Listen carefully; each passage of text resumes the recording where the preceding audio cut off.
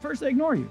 Bunch of nerds and geeks playing with your magic internet money, children, go, whatever. $1 billion leaves the banks. Who cares, right? Then 2016 to 21, then they laugh at you. Bunch of nerds and geeks playing with your magic internet money, $10 billion? Pocket change, kid stuff. Then they fight you. 2022 to 2027, that's for now, okay? We're in the then they fight you phase. $100 billion? Now we got a problem.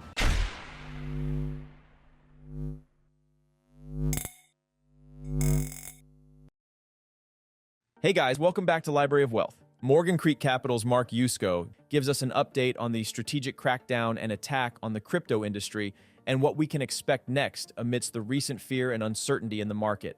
After the SEC announced on June 5th that it had filed charges against Binance, the world's largest crypto exchange, its US-based affiliate BM Trading Services, and their founder CZ, Chairman Gary Gensler announced on Twitter some of the charges against Binance and its co-founder.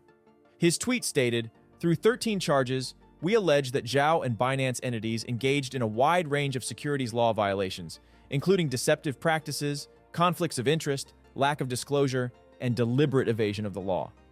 The same day, the U.S. regulator initiated another significant crackdown on the crypto industry, this time targeting Coinbase, the largest American cryptocurrency exchange. The SEC is suing Coinbase for operating as an unregistered broker, exchange, and clearing agency, which is a violation of U.S. securities regulations.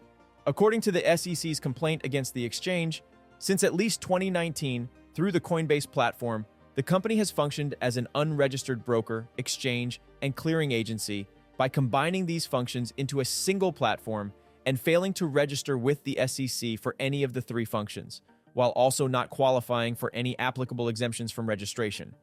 Coinbase has therefore disregarded regulatory structures and evaded the disclosure requirements that Congress and the SEC have established to safeguard national securities markets and investors.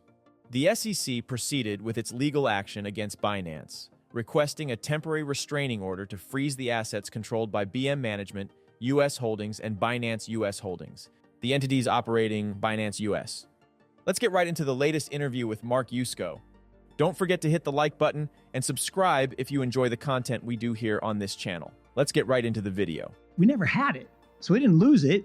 It was really never there, and it's not unusual for it not to be there because we're so early. If you go back in the history of any market, right? Whether it was, barter markets from 2,000 years ago or a few hundred years ago to the first stock markets around the world to any market, the bad people will show up.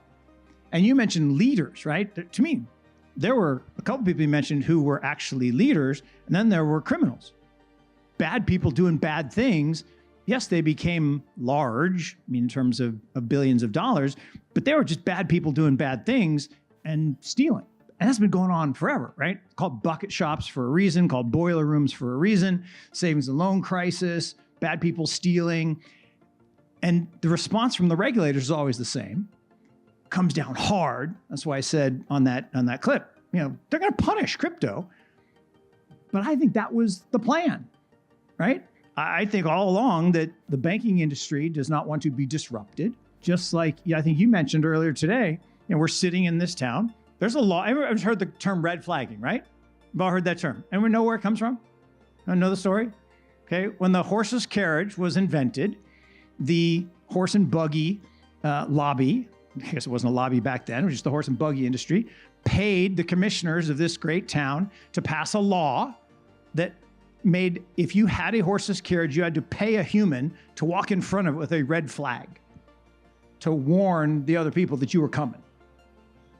Anyone ever seen that in real life? No, you've never seen that. That was a stupid law, but it actually existed for a short period of time because the incumbent didn't want to get disrupted by the better technology.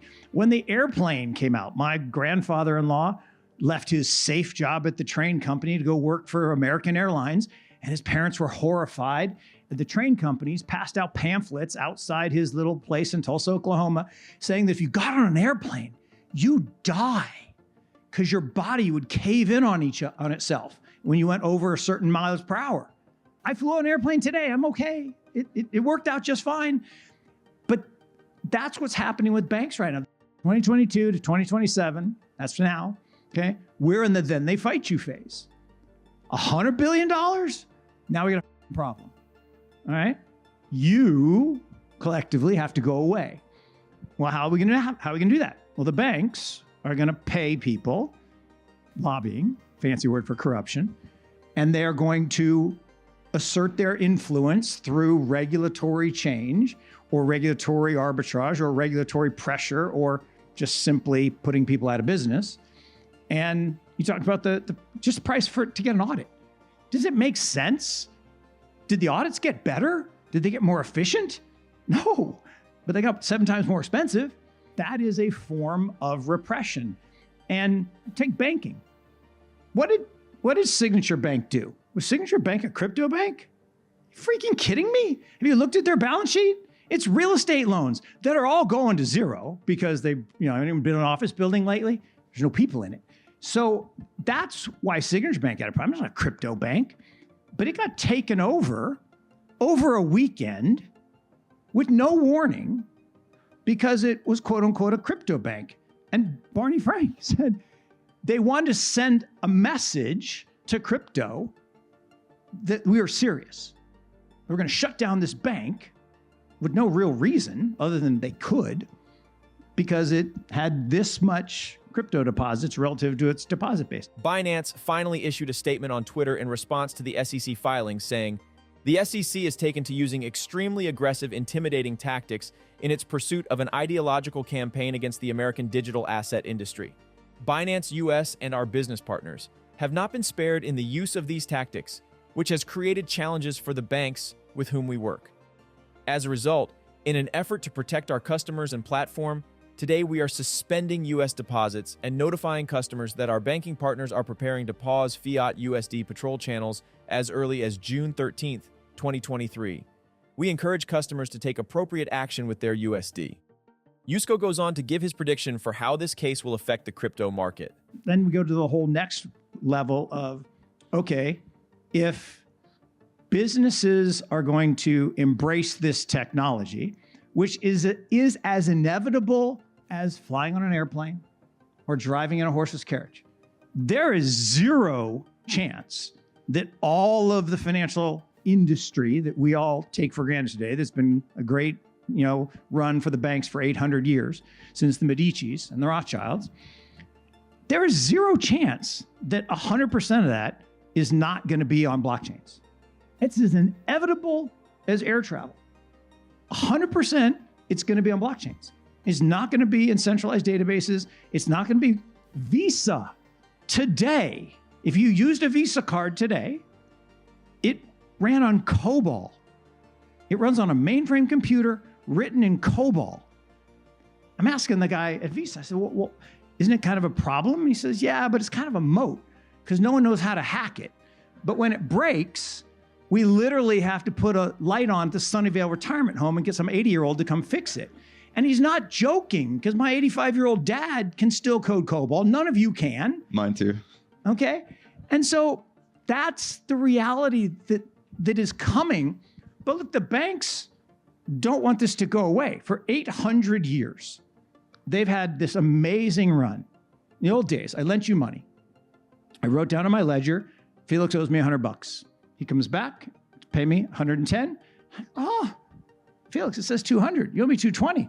He had to trust me. He had to trust. So the Medicis 800 years ago said, no. Felix, you keep a ledger. Mark, you keep a ledger. And we, the benevolent Medicis, for a small fee, will decide that the ledgers match. Dual entry accounting. But the Medicis, I'm unscrupulous. I could pay them a little something. Felix comes back, pay me 110. They're like, Mark's book says 200. But my book says 100. I'm sorry. Mark's book is you got to trust us. We're the Medicis. So that now we don't have to trust anybody because we have truth. While 2023 does appear to be volatile and market fear, uncertainty, and doubt for investors is elevated, the next few months will be crucial for how the rest of the year will play out.